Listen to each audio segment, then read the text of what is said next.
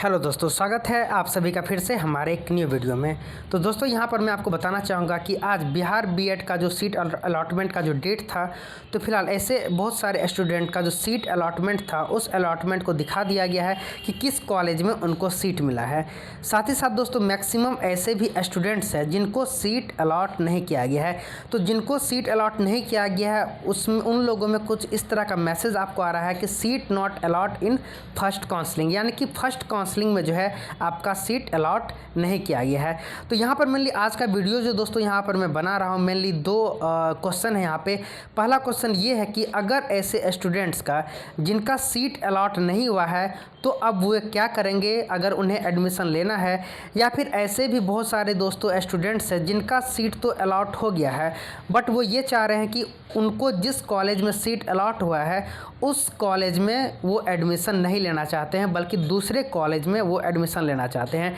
तो इसी को लेकर के दोस्तों मेनली आज का वीडियो है कि क्या आपको करना होगा कि अगर आपका सीट अलॉट नहीं किया गया है या फिर अगर आपका सीट अलॉट किया भी गया है बट आप चाहते हो कि उस कॉलेज में आपका एडमिशन ना हो या फिर आप दूसरा किसी कॉलेज में एडमिशन लेना चाहते हो तो उसके लिए आपको क्या करना होगा। तो सबसे पहले दोस्तों यहाँ पर मैं बता दूँ कुछ इन्फॉर्मेशन उन लोगों के लिए भी जिनका सीट अलॉट हो चुका है और वे जिस कॉलेज में उनका सीट अलॉट हुआ है वे चाहते हैं कि उसी कॉलेज में वो एडमिशन भी लेना चाहते हैं। तो इनके लिए दोस्तों यहाँ पर मैं बता दूं कि आज यानी कि 18 सितंबर को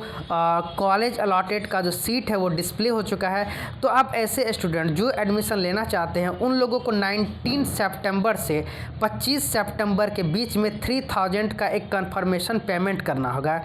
इस पेमेंट का मतलब क्या है दोस्तों कि इस पेमेंट का मतलब यहाँ पर ये होता है कि आप जिस कॉलेज में एडमिशन लेना चाहते हो उस कॉलेज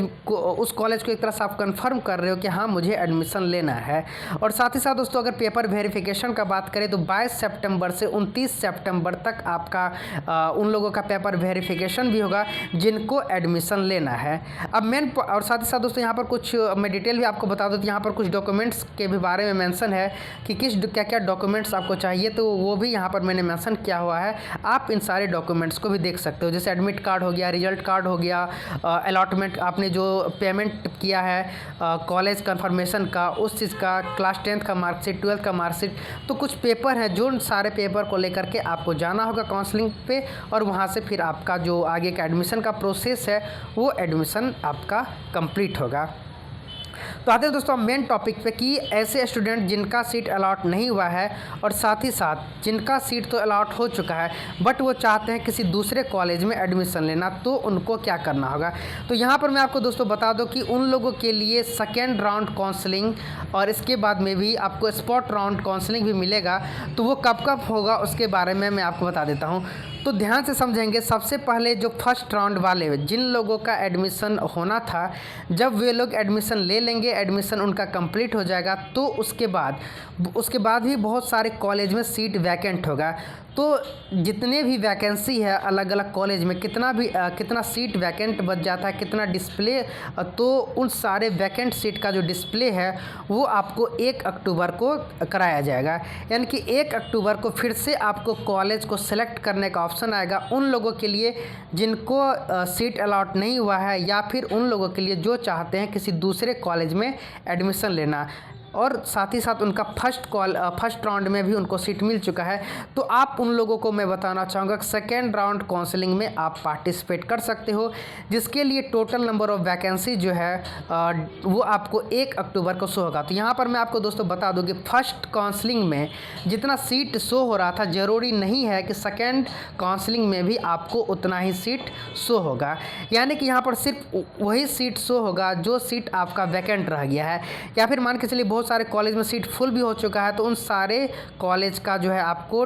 वैकेंसी डिस्प्ले नहीं होगा सेकेंड राउंड काउंसलिंग में। इजी वे में बात करें तो सिर्फ और सिर्फ वही सीट और उसी कॉलेज के बारे में आपको शो करवाया जाएगा जिस कॉलेज में सीट वैकेंट रह गया है। तो 1 तारीख को दोस्तों 1 अक्टूबर को आपको इसकी वैकेंसी दिखाई जाएगी और इसके बाद आपको उसी दिन क्या करना है, लिंक आपको वहाँ पर जनरेट होगा और उस लिंक के थ्रू फिर से आपको कॉलेज सेलेक्ट करना है। कि आपको फिर से कॉलेज सेलेक्ट करोगे, और कॉलेज सेलेक्ट करने के बाद 2 दिन यानी कि 3 दिन के बाद 4 अक्टूबर को क्या होगा, तो फिर से जिस तरह से आपका फर्स्ट काउंसलिंग में सीट अलॉटमेंट का जो कॉलेज का नेम था वो आपको शो हुआ था, उसी तरह से फिर से आपको 4 अक्टूबर को यानी कि 1 तारीख को फॉर्म सेकेंड काउंसलिंग करेंगे और 2, 3, 4 को आपको फिर से सीट अलॉटमेंट का जो है वो शो कर जाएगा। तो उस कंडीशन में आप फिर से दूसरा कॉलेज भी आपको मिल सकता है, और साथ ही साथ कॉलेज अगर आपने चेंज किया है तो वो भी आपको मिल सकता है। और बहुत सारे ऐसे भी स्टूडेंट्स हैं जिनको कम मार्क्स आया है, तो हो सकता है कि उनको फिर से सीट अलॉट नहीं हो। तो फिर से आपको दोस्तों वही करना है। 3000 को अगर आपको सेकेंड काउंसलिंग में जो आपको सीट मिला है उस कॉलेज में अगर आप एडमिशन लेना चाहते हो तो 3000 का फिर से आपको कंफर्मेशन पेमेंट करना होगा। और उन लोगों की जो डॉक्यूमेंट्स वेरिफिकेशन होगी सेकेंड राउंड काउंसलिंग के बाद, तो 16 अक्टूबर से 23 अक्टूबर तक आपको क्या होगा, तो डॉक्यूमेंट्स वेरिफिकेशन होगा। और साथ ही साथ दोस्तों फर्स्ट और सेकेंड काउंसलिंग के बाद भी अगर सीट वैकेंट रह जाता है तो एक स्पॉट काउंसलिंग होगा जो कि आपका 25 अक्टूबर से 30 अक्टूबर तक चलेगा। इसके भी बारे में मैं आगे डिटेल में एक वीडियो बनाऊंगा स्पॉट काउंसलिंग के बारे में। और जैसा कि अभी तक ऐसा एक तरह से गैस किया जा रहा है कि जो क्लासेज हैं वो आपका 1 नवंबर से क्लासेज भी स्टार्ट हो सकती है। तो दोस्तों आज का वीडियो आप लोगों को पसंद आया हो तो इस वीडियो को ज़रूर लाइक कर दें।